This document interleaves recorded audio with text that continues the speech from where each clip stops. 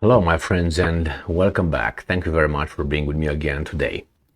We are told daily that Ukraine is almost a perfect country, which is, a democratic country, has freedom of speech, freedom of religion. It has, parliament, election, the president, elected president. There's no corruption, and if there's some corruption, they almost eradicated the corruption. Everything is just like, I don't know, like Norway, like Switzerland, the same way. Well, okay, if you believe that, that's fine. They're going to tell you a lot of other things too.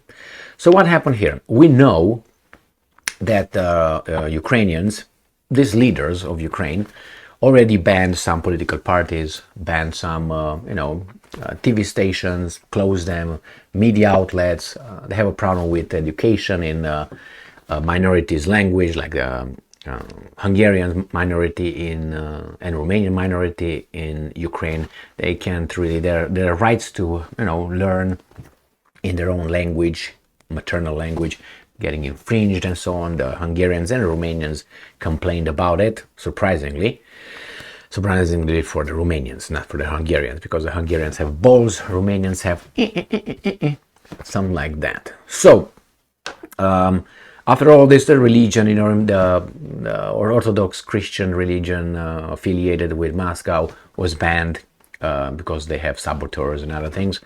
So now, if you remember a few days ago, which is about 3 weeks ago actually, or more, about 3 weeks ago, Gonzalo Lira was arrested by the secret police, I call it. They can call it security forces. I don't, euphemisms work, I guess.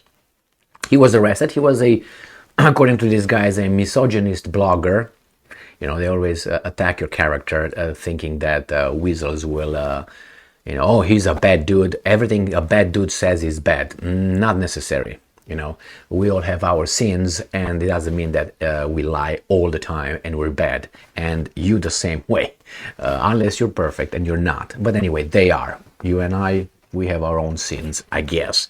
They don't. So Gonzalo Lira was arrested. Where is he? We don't know. Probably he's interviewed or interrogated. Maybe they give him a lot of water right now, unfortunately. And he was in Kherson, I think. So he was broadcasting from there. Now another person here, we have, they call it a religious blogger. I'm assuming probably he was I don't know the guy. All right, so don't arrest me yet. This guy had some, he was pro-Russia while being on the Ukrainian territory. So he was arrested by the security services / secret police.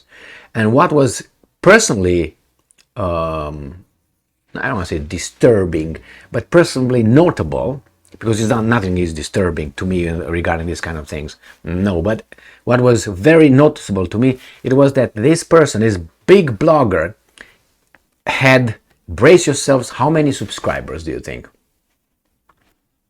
I expected here having like 1 million or something, or 500,000 subscribers. Someone that would be like heavyweight. No, he didn't have only 3 subscribers either. He had 21 or 22,000 subscribers. How many do I have? Well, average, let's say, make it multiply it by 3. So if I would be somewhere in the area, I would definitely join Gonzalo Lira in the cell. We're just going to be like, it's your turn. Okay, now it's your turn. Now you back here. Now you go back there, and so on. So remember, I don't know this guy. I never watched his thing. I don't even know. I just heard it from this article. And the thing is, the Ukrainians are reporting this. And obviously they will make their case, like this guy said, might have said that, or might have said that. I don't know what he said. My thing is, he had 21 or, let me see, 22,000 subscribers. And that was considered by these guys as a threat, a bit right here, 23, my bad, oh my God. 23,000, has more than 23,000. That means 23,500 or something. All right, the blogger. All right, well, this is, very, for 23,000, you consider this a threat? Well, okay.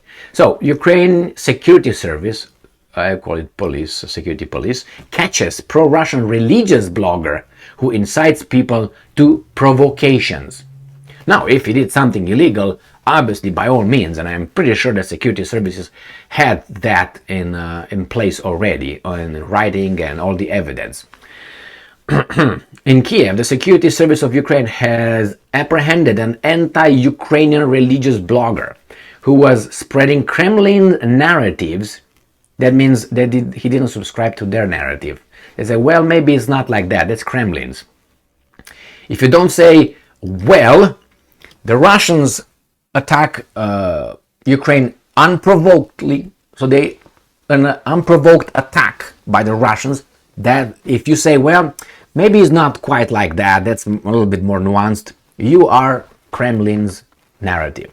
If you say, well, maybe, 2013, 2014, the involvement of foreign agencies in Ukraine that eventually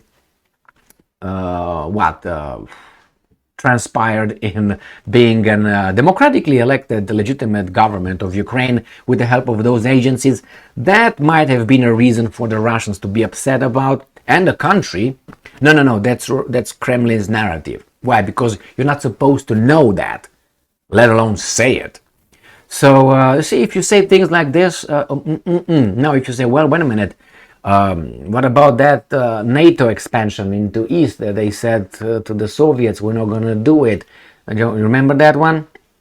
No? Okay, well, it was not written down, but we should take it face value when Zelensky promised Biden that if he received F-16s, the F-16s will not hit Russian territory. He promised.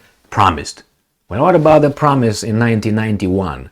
I think it was, to Gorbachev and Shevardnadze by, Major and other guys over there who are, Baker and other leaders of the West.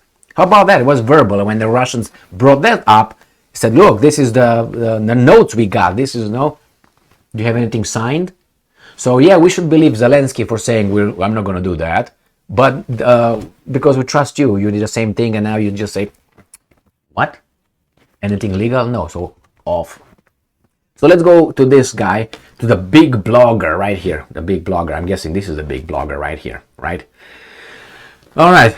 So, Kremlin's narratives and inciting people to provocations in the Kiev Pechersk Lavra. Now, inciting people, what do you mean? Saying fight for the truth, if we'll be inciting people? Or fight for your rights, will it be inciting people? Or don't let yourself be like ships? Is that inciting people? Put pressure on the government because the government is lying, for instance? Is that inciting people? Yeah, they can use all those that is inciting. So this word right here means nothing to me until details what exactly he said. And I said, I don't know what he said. But for me, that's not this, because that's expected. It's really this right here. It's not something personal. I don't give a fuck. I'm waiting, I'm waiting for the Americans to do something, not for the Ukrainians. And I'm not that important at all. I have 62,000 subscribers? Thank you very much. That means we are more than one. But anyway, I don't consider myself important. I feel someone important has, about between 500,000 subscribers and up. I think I'm okay, but those guys, and I'm happy for every subscriber I get, but for 23, and they mention it like, he's got more than 23,000. So that means he got between 23 and 24. That's why over. Otherwise, they would say they got over 60,000. So anyway, let's go back here. My God. Quote, the defendant is the deputy head of the pro-Russian organization Edinoye, United Fatherland. Should I try it? Edinoye Otechество. United Fatherland. For reading this, am I a Russian something? And a member of the religious and political organization of the Russian Orthodox Church. Well, Union of the Orthodox Brotherhoods of Ukraine. Details. According to the investigation, was an investigation done by the Ukrainians. He was one of the organizers of provocations on the territory of the Kiev-Pechersk Lavra in late March 2023. He broke the law when arrested. But we have to know this one right here. In particular, he incited people to riots and gave interviews. Oh, he gave interviews. Accusing Ukraine of starting a war. Oh, you can't have that? All right. So tell me about the free speech again. Oh, Emil, you know, it's war over there, Emil. And, you know, over there it's kind of like, you know, martial law, so you can't really say things. Okay. But when the Russians are doing something similar, oh my God, dictator Putin. Well, they're not at war. Oh, okay, thank you very much. But they're evil. Even worse. So the blogger also recorded and broadcast his speeches, oh my God, on the Svyataya Rus, Holy Rush. Svyataya Rus. Holy Rus YouTube channel. Jesus Christ, man, YouTube, you dropped the ball. Which has more than 23,000 subscribers. After the start of the full-scale war, he publicly supported the Kremlin's aggressive policy and justified the seizure of Ukrainian territories. Well, maybe Russia has a different opinion, and maybe he has a different opinion. That means he has to be arrested because he thinks, well, I think that was Russian one time, like the, let's say, Crimea. Let's move only to that, which is a slam dunk right here. Given to then Soviet Socialist Republic of Ukraine by Khrushchev in 1954. Just taken and given. Now, was that Ukrainian? So anyway, I'm not defending, but a little bit of balance is needed. But who are these guys again? Ukrainska Pravda. Well, I understand that one. During the searches, the security service of Ukraine found computer equipment and mobile phones with evidence of illegal activity. Do you think that FBI raids my house? Do you think they're not going to find anything they want to find? Or everything that I didn't know I had? You know what I mean? So I'm going to be like, reading what they found in my house. Oh, really? I had that one? Oh, like 5 bodies already? Oh my God, I had this. Oh, I had that. I didn't know I had all those. Oh, that money too. I didn't know I have that money. They're going to come with things, you know, that you're going to be like, oh shit. And you have to believe these guys because it was an investigation and they raided the house. Anyway, my friends, I don't know who that guy is. Maybe he's a criminal. Maybe he's not a criminal. For me, it was that little insert over there that, oh my God, there's 23,000, more than 23,000 subscribers. It's got an audience. That's bad. If he broke the law, he should be, you know, put in front of a judge and given a fair trial. That's all I can hope. But while we are at it, I think there's many more in Ukraine that need to be done or treated the same way. Not the same way, but if you broke the law, investigate, bring forth, like the corruption and all that. You remember Reznikov, the Minister of Defense, is still there. And there was some corruption. He was fired by his party or something, but then Zelensky said no or something like that. It was about, I don't know, 3 or 4 months ago. It was about some corruption in the military with funds and so on. Well, he's there, obviously. But hey, the investigation, I don't know, was one. And if it was one again, it's among themselves over there. So anyway, 23,000. Thank you very much for being with me again. Or maybe if you pass a certain kind of level, you're safe. Maybe if you pass, I don't know, 50,000 subscribers, everybody's going to be like, oh my God, he must be good or something. Anyway, he's clear. Thank you very much for being with me again today. Stay strong, stay smart, look for the truth, and be just.